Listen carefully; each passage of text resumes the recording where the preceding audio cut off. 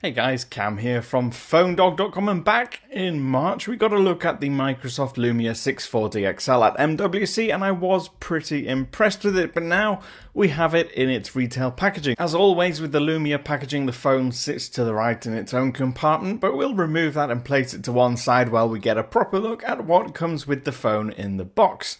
Now first up is the battery. This is a removable battery. It's 3000 milliamp hours, which should give you plenty of standby time. Of course, comes with Microsoft's branding on the outside. We also get the usual quick start guide, which is really easy to get through and shows you all the stuff that you need to know to get your device set up.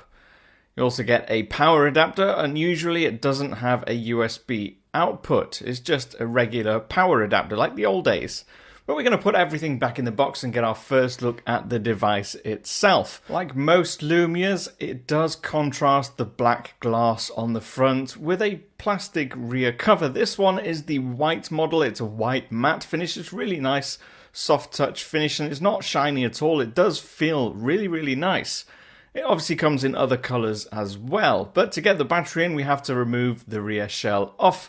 And you do it just by prizing it open from the bottom, and then we can just pop the battery in, connecting it to those golden connector points. But we also have a port for the micro SIM card and a micro SD card. Now actually taking the rear shell off and putting it back on again isn't very difficult at all, but once on it sort of feels like it belongs. It doesn't look like it's a two-part device. Now on the back we have a camera. This is a 13 megapixel Carl Zeiss lens capable of shooting 1080p video, and you can see it's got a slight protrusion out the back. There's also a single LED flash. Now on the bottom edge is the micro USB port. On the top we have a 3.5mm headphone jack. On the front is the 5 megapixel front facing camera.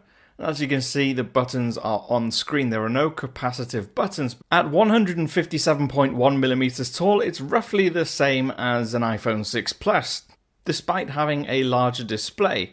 It is noticeably thicker than both the 6 Plus and the Note 4, but it's still only 9mm thin. Now on the front is a 5.7-inch LCD display. Now this is 720 by 1280, so those of you who like really sharp displays might be a little bit disappointed with the 259 pixels per inch on this. Powering the device on the inside is a Qualcomm 400 quad-core 1.2 GHz chip. Also has 1GB of RAM and 8GB of storage, but like I already showed you, there is a micro SD card, and you can expand it up to 128GB. Now there are various models and options of this 640 XL. There's an LTE model, which I don't have. There's also a dual SIM model. And they'll all be varying in price and features depending on which market you're in. But it does come loaded with Windows Phone 8.1 with the Lumia Denim update.